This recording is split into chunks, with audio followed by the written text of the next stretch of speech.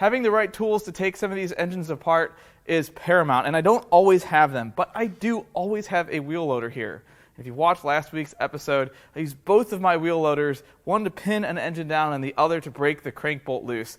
It was that tight, but none of that would have been possible without this. This is a 3/4 inch Icon branded breaker bar that I bought the morning of specifically to get that bolt out. Did I expect to have to use my heavy equipment? No, not at all. Did it work? Oh yeah, it was awesome. Anyway, today we're going to take apart something easy because the last several teardowns have been big, heavy, dirty, nasty. I need a brake. And my brake is a 5.3. This is an LM7. Well, actually, I don't even know that this is a 5.3. This could be a 4.8. I got no tag with this engine. It looks rough. I don't have a lot of faith that I'll get a lot of good parts from it, but it will be the first Gen 3 5.3 I will have taken apart on the channel, so it's a first, kind of, on a technicality. Hopefully, this comes apart pretty easy. Much like last week's Toyota Land Cruiser engine, the Iron Block 4.8 and 5.3, especially the Gen 3, are typically considered to be indestructible engines. Well, someone destructed this one because it's clearly locked up. And this just goes to prove no matter how good an engine is or how reliable people think an engine is, if you abuse it, if you neglect it, it's going to break. I don't care who makes it.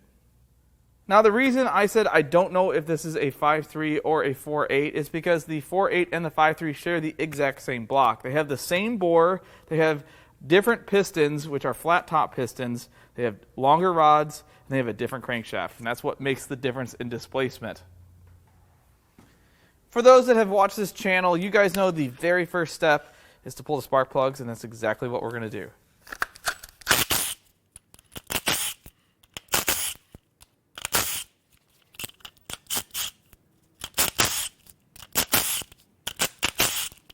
So far, so good. These plugs are all the same type. None of them have been mechanically regapped, but several of them are wet. I wonder if that's water or other. It doesn't smell great. Now we'll start with the driver's side valve cover, or left side of the vehicle.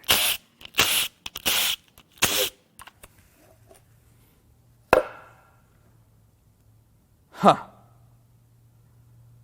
Wow. Boy, I don't know why it's locked up. Well, clearly oil changes were not the top priority for the owner of this vehicle. This is one of the sludgier engines I've seen in a while, especially on one of these. Is that charcoal? Was it on fire on the inside? Nope. That's just oil deposits. Also, where are my rockers and my stands and my push rods? Somebody's been in here.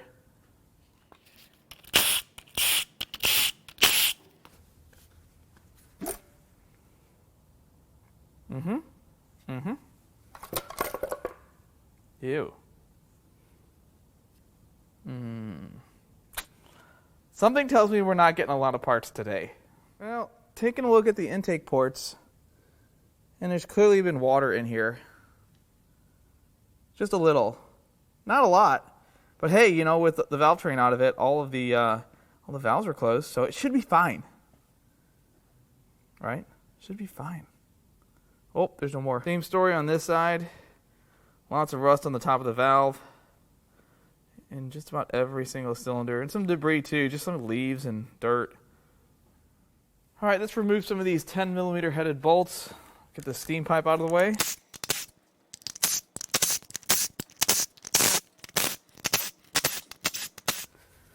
Well, with no rockers, push rods, stands to get out of the way, we can go straight to the head bolts. Let's get these heads off. Ew. Well, that's not very tight.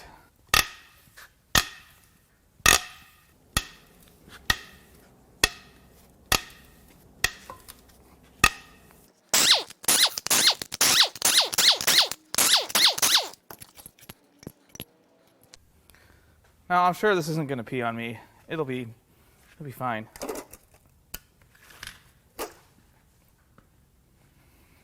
It is fine. Well, now we can tell it is a 5.3 because you can see the pistons are dished. If it was a 4.8, it would have flat top pistons. And the bores actually look really, really good. There's a little bit of rust just at the top of this. It's not really bad. Uh-oh. We had a little movement in that cylinder. At least it seemed to feel like it. But this all looks horrifically dirty, but okay, if that makes any sense at all, which it doesn't.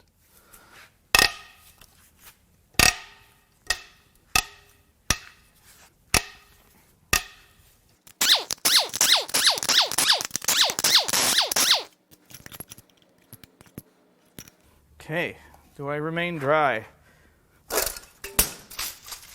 Oh, now I think I see why it's locked up.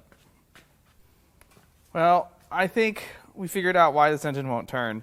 It could have something to do with this is not supposed to be there. It's fine. We're just going to kind of, oh, there's big chunks of rust.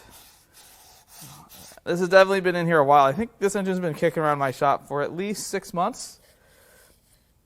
So who knows how long this water was in there before. It could have been bad. They all seem like they have connecting rods. There's no disconnecting rods.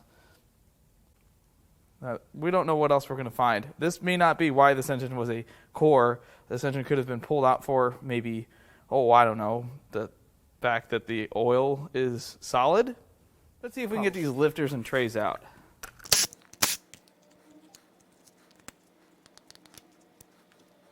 Wow, it's so dirty. So far, nothing's really catastrophically failed. Oh, it's so slimy, too. Rollers feel okay.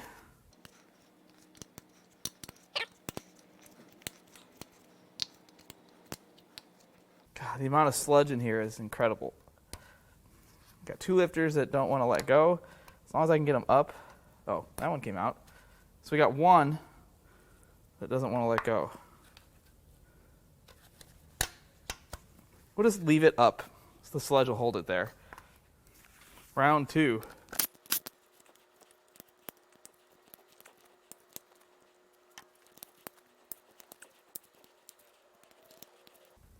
Oh, got another one that's stuck.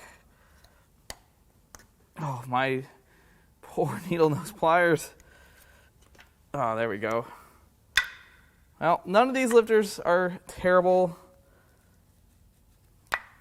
But man, are they disgusting. I feel like I'm working on the community grill after July 4th. No one wanted to clean it. It just doesn't smell as good. Well, the heads look terrible because they had water in them. And that's water with 1 R, not 2. It's not water, it's water. I can't tell what kind of condition they're actually in, besides gross. So we're going to toss these in the parts washer real quick.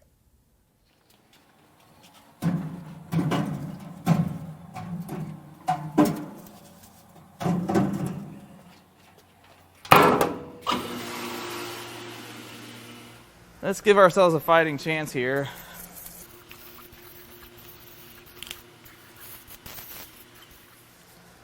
Let's give this a go without heads on it.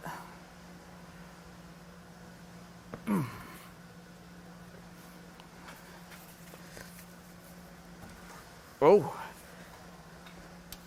we're getting there. It's definitely rust. Just going to work it back and forth.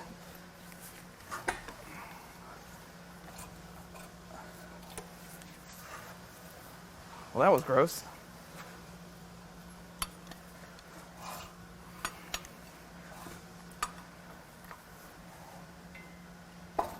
Oof, that was a really tight spot. But now I think we're good. Yes. Fixed it. Now, I predict this bolt's just going to come right out.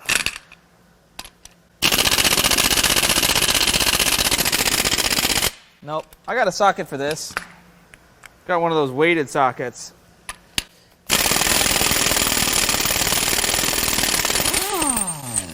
Makes all the difference. Now, I know what you guys were thinking. Where's the loader? Look, that's a last-ditch effort. Instead, I've got some special sockets for this task, just not the right size for the Land Cruiser. This engine unfortunately did not come with push rods, so I don't have the right size tool that's not bent like this one is. We're just going to use the bent one. We're going to just imagine we didn't see that. Put this back together here, and it's going to be fine. You guys just watch. It's going to be fine. Now, one thing you always want to do is use your impact driver on tools that specifically say not to. I'm kidding. You're not supposed to do this. But it works. Now let's get this timing cover out of the way.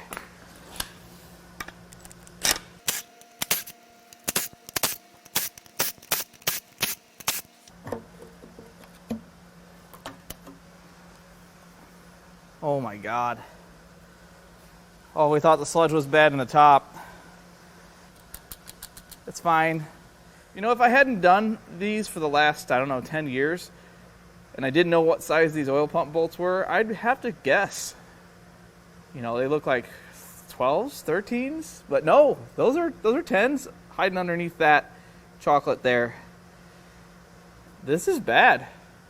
All you got to do is change your oil, and this doesn't happen. It's a really, really simple thing. Really simple.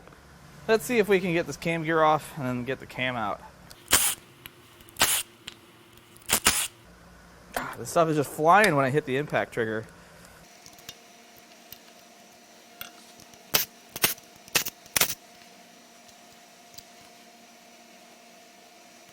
Okay, this is funny, haha.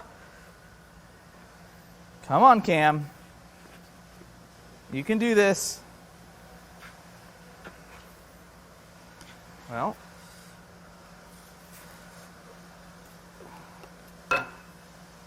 That did it. Blue to the rescue.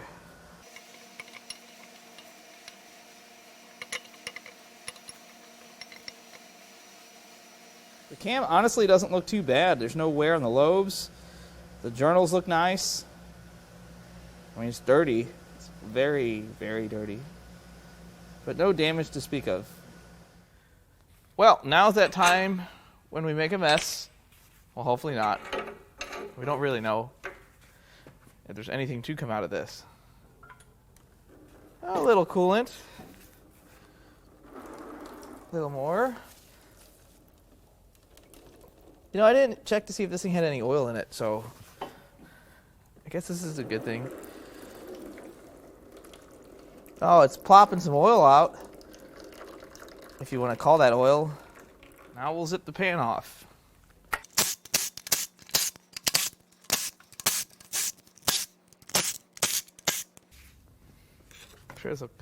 Sure, this will just come right off. It'll be fine.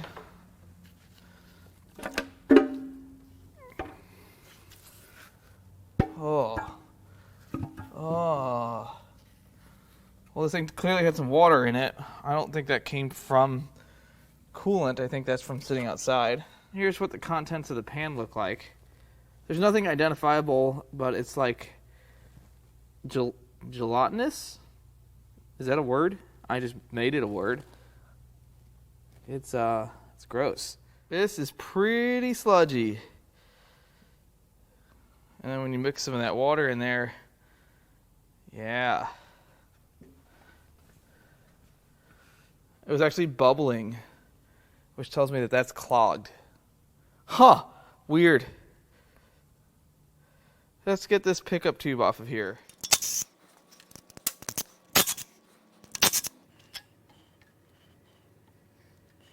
Well, the O-ring is in the oil pump. Well, that's probably clogged. So I'm going to blow just a little bit of compressed air through this pickup tube, see if anything comes out. Oh.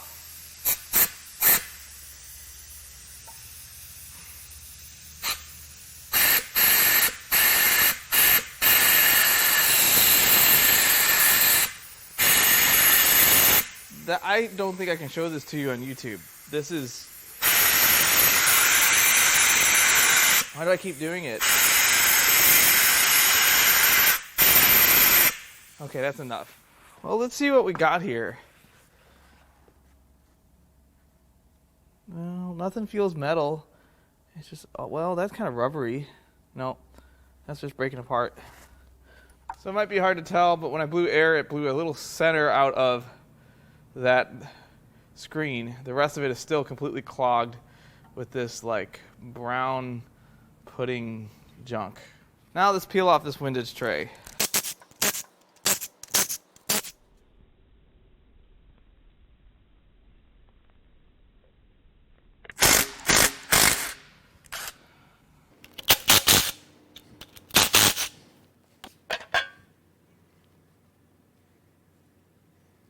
Well, it looks like this was a late one. Looks like it has the full floating Gen 4 rods in it, which is good. Hopefully the rods and pistons are good in this. All right, let's give it the old wiggle test.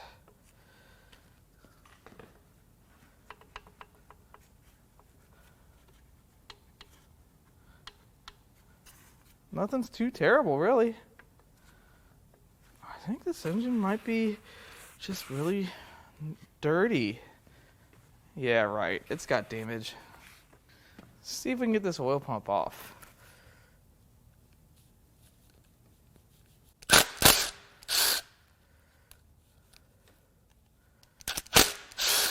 My tools are never going to recover from this.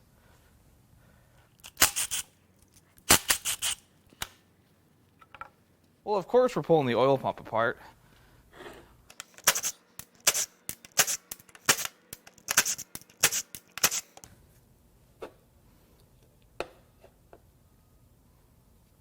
Okay.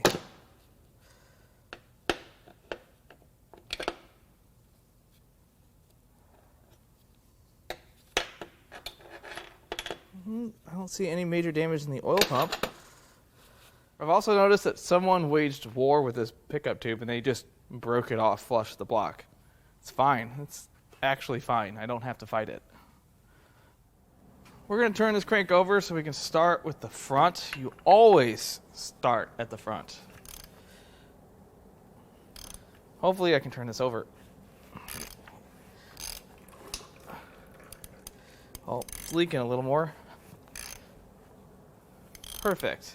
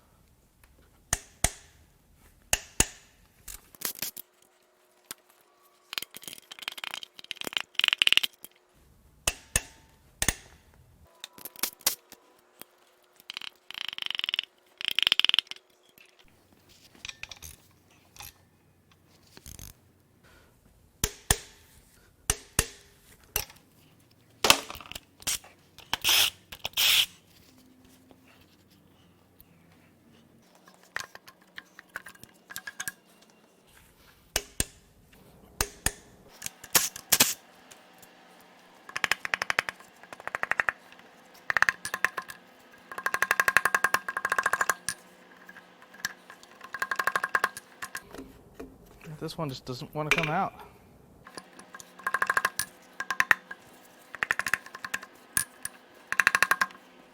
So I've got this one really pesky cylinder here. And I just can't get, there's like a ridge here at the top of rust.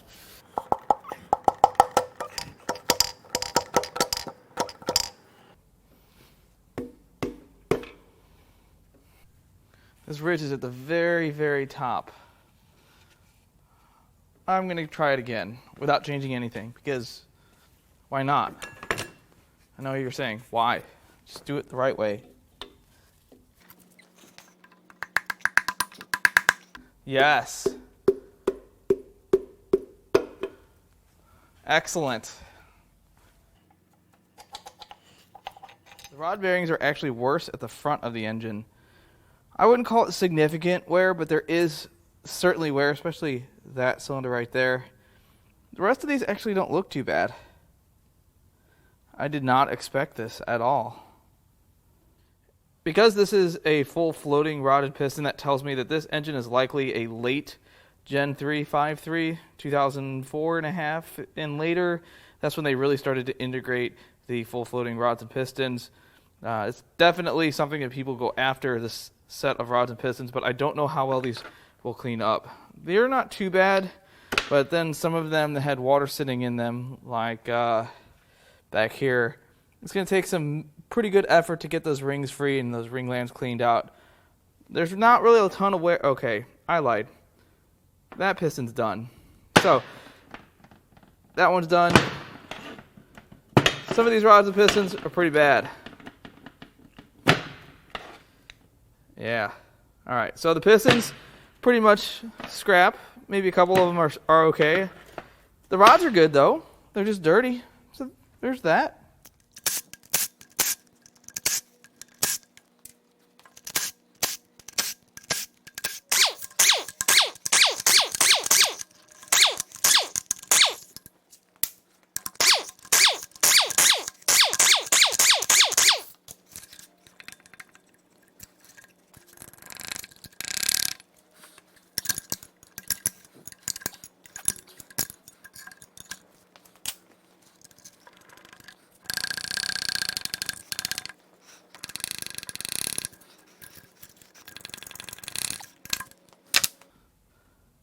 Oh, ha, ha, caught me at the very end.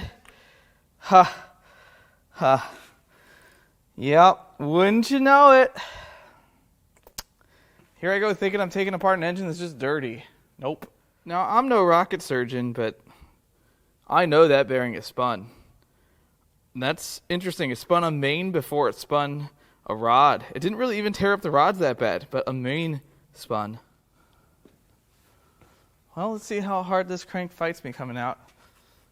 It might be just fine. Like that. Alright, now we're getting this bearing off. I don't know if this is coming off. Oh, I see where it used to be.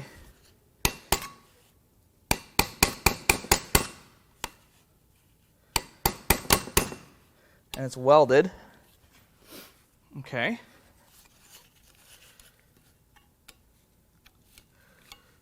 Fused, that's probably a better word.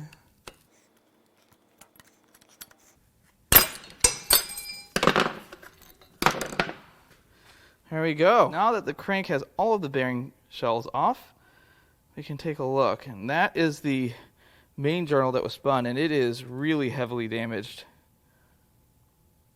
That's unfortunate. I thought I was going to get a good crank out of this. The rest of the journals, not really bad. Here you can see how bad that main journal is. So here are the main bearings, and this is the spun bearing. You can see it's striped and grooved. There's the other side. It's actually different widths, especially right here at the end. That's pretty impressive that a main bearing did that, but not a rod. And look at that little molten pebble there and there. Is that loose? That's fine. Don't worry about that. Hey, where'd it go? It's gone. Oh, no. Well, I'm not going to find that again. You can clearly see the heat that existed in this journal compared to the other journals. It's not even close. And these aren't too bad. These look pretty decent. That one's a little wear, but compared to how bad this journal is, I'm surprised that the rod bearings were good. Here's the other side of that main cap. If you remember, we saw some scoring on the piston skirts in certain cylinders. And while the aluminum of the piston is softer than the bore, you'll usually find some signs of damage, like right there. Some vertical scratches. They're not super deep, that's the good news, but they are very present. That one's kind of deep. And then, of course, you've got rust. Between the rust, the bore damage, and the main bearing, this block might not be worth salvaging. Well, this is after 1 hour in that parts washer. His heads look pretty good. They cleaned up a lot better than I thought they would after 1 hour. I could probably run this for another 30 minutes and get some of the remaining dirt out of these, but this looks good. And more importantly, the head surface looks pretty good as well. I don't see any of the little hairline cracks that like to develop when these engines are overheated between the valve seats. There's no combustion chamber damage, like anything ran through it. This head has some rust still that would need to be cleaned up. It'll probably need a valve job, but still very usable cylinder heads. Albeit being 706 is not a ton of value. This was flat out neglect. Hands down. This engine was ruined because someone never changed the oil, and it likely ran low as well. It is kind of shocking that it spun that main bearing, but we did see that piece of metal somehow blocking that passage, or maybe that's from part of the bearing. Really hard to say what that was because I lost it. I dropped it. Sorry, guys. I hope you had fun during this teardown. I have like hours of cleanup now. All of my tools are ruined. Well, they almost ruined. And the whole back part of my shop is a disaster. So I got some work ahead of me. But if you'd like to buy parts off of this engine or any of the other engines I've torn down, plenty of LS stuff, or if you need an S52 from an E36 M3, I've got a pretty nice one here. I've got a high mileage one in the back. I'm going to leave her email in the video description. And as always, I love all the comments, all the feedback, and even the criticism. I love it all. And I'll catch you on the next one. You know, this engine was really dirty. Just tons of sludge. I can't believe someone wouldn't change their oil for so long. What a waste.